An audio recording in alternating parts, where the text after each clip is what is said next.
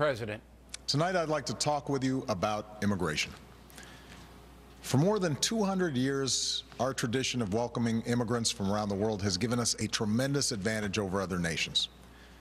It's kept us youthful, dynamic, and entrepreneurial. It has shaped our character as a people with limitless possibilities. People not trapped by our past, but able to remake ourselves as we choose. But today, our immigration system is broken, and everybody knows it. Families who enter our country the right way and play by the rules watch others flout the rules. Business owners who offer their workers good wages and benefits see the competition exploit undocumented immigrants by paying them far less. All of us take offense to anyone who reaps the rewards of living in America without taking on the responsibilities of living in America.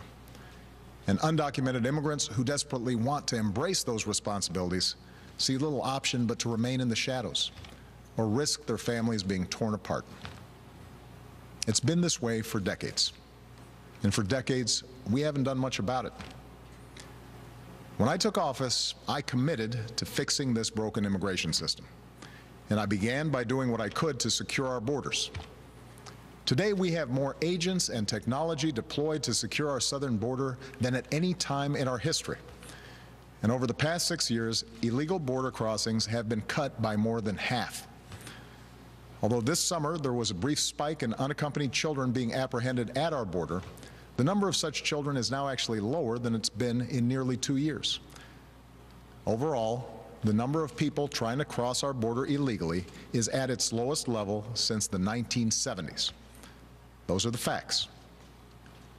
Meanwhile, I worked with Congress on a comprehensive fix. And last year, 68 Democrats, Republicans, and independents came together to pass a bipartisan bill in the Senate. It wasn't perfect. It was a compromise. But it reflected common sense. It would have doubled the number of Border Patrol agents while giving undocumented immigrants a pathway to citizenship if they paid a fine, started paying their taxes, and went to the back of the line. And independent experts said that it would help grow our economy and shrink our deficits. Had the House of Representatives allowed that kind of bill a simple yes or no vote, they would have passed with support from both parties. And today it would be the law. But for a year and a half now, Republican leaders in the House have refused to allow that simple vote. Now, I continue to believe that the best way to solve this problem is by working together to pass that kind of common sense law. But until that happens, there are actions I have the legal authority to take as president, the same kinds of actions taken by Democratic and Republican presidents before me, that will help make our immigration system more fair and more just. Tonight, I'm announcing those actions. First, we'll build on our progress at the border with additional resources for our law enforcement personnel, so that they can stem the flow of illegal crossings and speed the return of those who do cross over. Second, I'll make it easier and faster for high-skilled immigrants, graduates, and entrepreneurs to stay and contribute to our economy, as so many business leaders have proposed. Third, we'll take steps to deal responsibly with the millions of undocumented immigrants who already live in our country. I want to say more about this third issue because it generates the most passion and controversy. Even as we are a nation of immigrants, we're also a nation of laws. Undocumented workers broke our immigration laws, and I believe that they must be held accountable, especially those who may be dangerous. That's why over the past 6 years, deportations of criminals are up 80%. And that's why we're going to keep focusing enforcement resources on actual threats to our security. Felons, not families. Criminals, not children. Gang members, not a mom who's working hard to provide for her kids. We'll prioritize, just like law enforcement does every day. But even as we focus on deporting criminals, the fact is millions of immigrants in every state, of every race and nationality, still live here illegally. And let's be honest, tracking down, rounding up, and deporting millions of people isn't realistic. Anyone who suggests otherwise isn't being straight with you. It's also not who we are as Americans. After all, most of these immigrants have been here a long time. They work hard, often in tough, low-paying jobs. They support their families. They worship at our churches. Many of their kids are American-born or spent most of their lives here. And their hopes, dreams, and patriotism are just like ours. As my predecessor, President Bush, once put it, they are a part of American life. Now, here's the thing. We expect people who live in this country to play by the rules. We expect that those who cut the line will not be unfairly rewarded. So we're going to offer the following deal.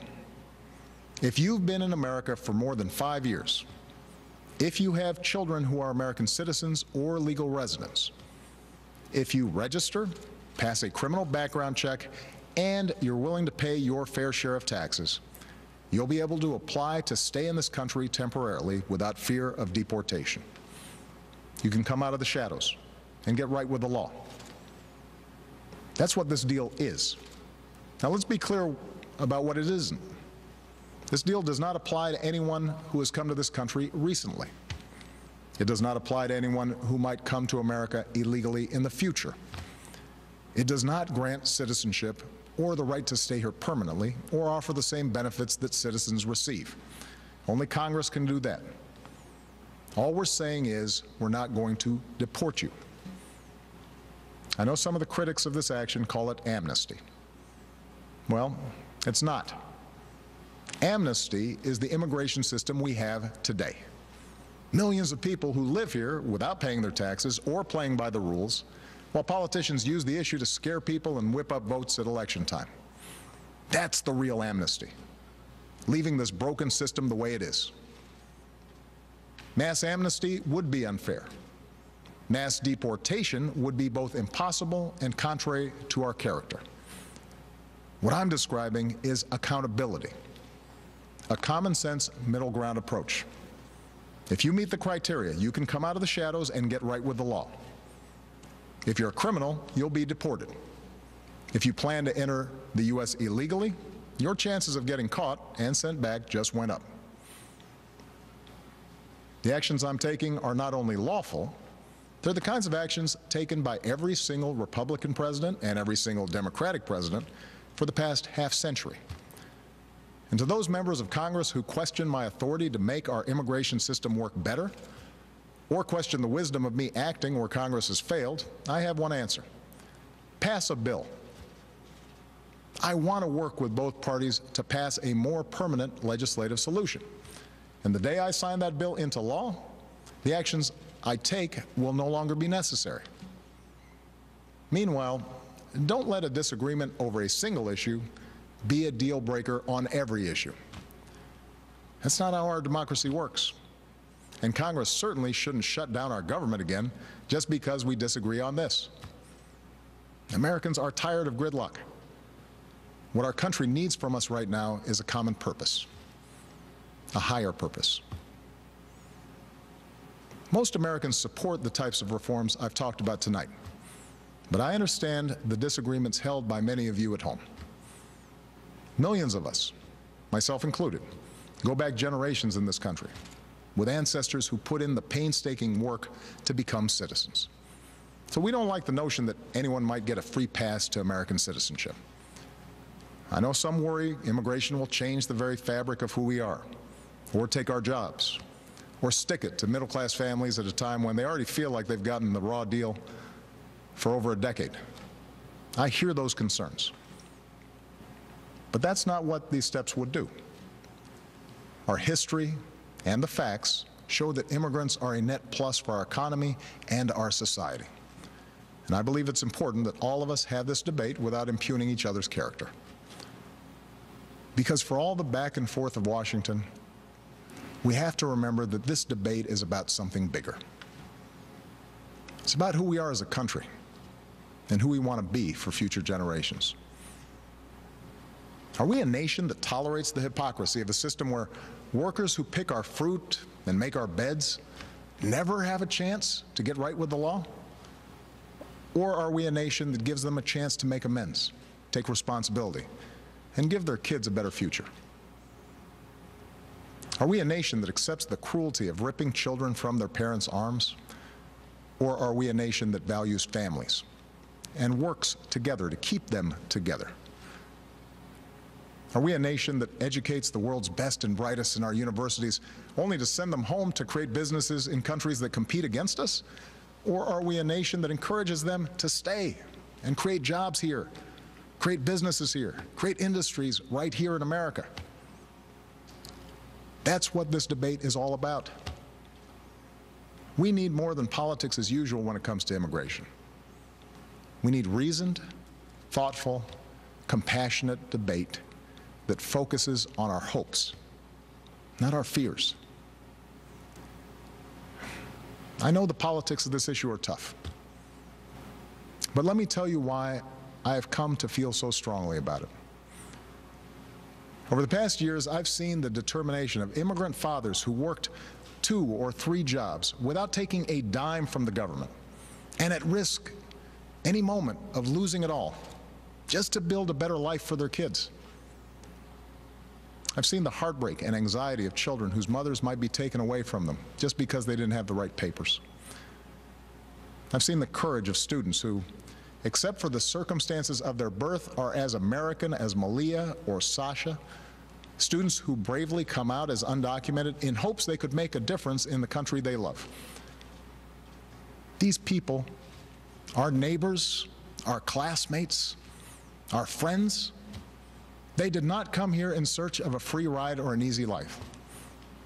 They came to work and study and serve in our military, and above all, contribute to America's success. Now, tomorrow I'll travel to Las Vegas and meet with some of these students, including a young woman named Astrid Silva. Astrid was brought to America when she was 4 years old. Her only possessions were a cross, her doll, and the frilly dress she had on. When she started school, she didn't speak any English. She caught up to other kids by reading newspapers and watching PBS. And she became a good student. Her father worked in landscaping. Her mom cleaned other people's homes. They wouldn't let Astrid apply to a technology magnet school, not because they didn't love her, but because they were afraid the paperwork would out her as an undocumented immigrant. So she applied behind their back and got in. Still, she mostly lived in the shadows until her grandmother, who visited every year from Mexico, passed away. And she couldn't travel to the funeral without risk of being found out and deported. It was around that time she decided to begin advocating for herself and others like her. And today, Astrid Silva is a college student working on her 3rd degree.